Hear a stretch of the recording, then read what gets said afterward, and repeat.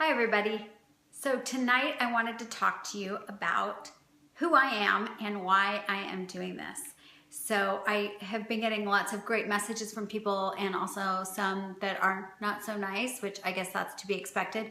So I thought I would give you a little bit of a background on who I am and why I'm doing this. So I was a chubby little dancer when growing up, and my dance teachers always were trying to get me to be skinnier, trying to get my neck to be longer, and that just wasn't really happening. As you can see, I still have a short neck. And I also was a baton twirler, which is not the coolest thing in the world to be. All my baton twirler friends out there, I love you, but it was not cool. So anyways, when I got into high school, my mom said to me when I quit dancing and twirling, she said, well, how are you gonna stay in shape? And I said, well, I'm gonna start doing aerobics. And I took my first aerobics class and fell in love. I had the best instructor. She was at La Camaria. Her name is Kathy, and I believe she's still there teaching. So Kathy, if you're out there teaching at La Camaria, you were my favorite instructor and you inspired me to teach.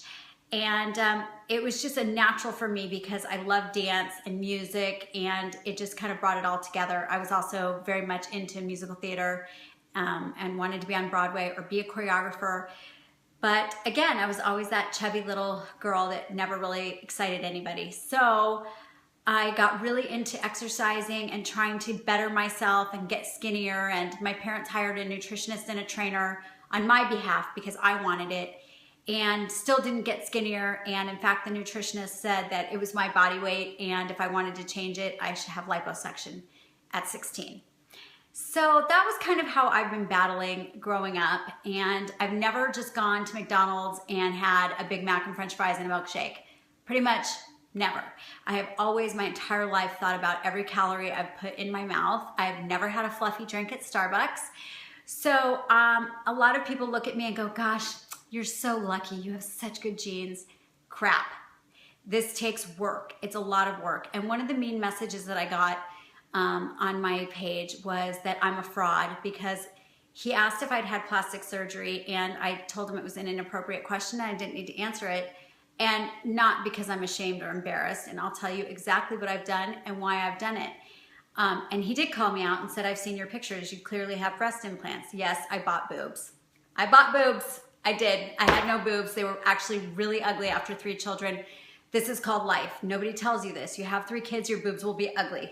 Just gonna tell you. So I did pay to have my boobs fixed, and that doesn't give me 6-pack abs. That gives me boobs. I paid for boobs. I did. Shoot me. I also paid and had a tummy tuck. When I was in a plank position one day in a class, I looked down and my stomach was hanging to the floor. It looked like an alien was literally coming out of my stomach. So a good friend of mine is a plastic surgeon, and the best plastic surgeon I know in town, Dr. Andrew Wolin.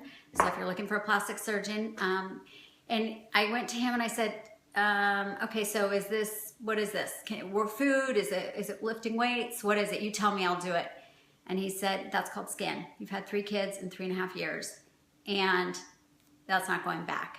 So think about a balloon. You blow up a balloon the first time. The guys out there, listen, pay attention. You blow up a balloon the first time. It takes forever, right? You deflate the balloon. Second time you blow it up again and it blows up right away, right? It doesn't take any time. Deflates, doesn't quite go back the same, but it goes back. Third time blow up that balloon, what does it look like? It looks like a disfigured, big, huge, blobby thing. Well, that's our stomachs too, guys. You don't have to birth. We do. Have 3 babies and let's see what your stomach looks like. So he said, look, you're young, you're fit, let's do it, chop, chop, here we go. So I did. I had a tummy tuck. That was 13 years ago, 12 years ago. All I have to say is this. It's not magic, people. All the celebrities out there, everybody out there, they're doing it as well. And I am very lucky that I can afford to do these extra things for myself. But I'll tell you what, if you have plastic surgery and you don't follow up with the work and the exercise and the dedication, you're not gonna look any better for it. So am I a fraud? No, I'm not ashamed to tell you what I've done. I will in detail tell you how I've done everything that I've done and why I do it. And my makeup videos, I told you, I get Botox. And in fact, I don't know if you can see, I have a little line on my forehead, you can see it, because I slept with a headband on. Bad idea. So when you have Botox, here's a little tip. When you have Botox, those muscles, they're frozen. They can't move, right?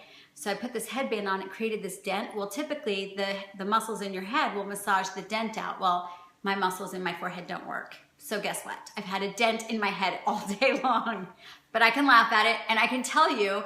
And if you have questions on the do's or don'ts or the ifs or the ands about doing all these things, I have the answers for you.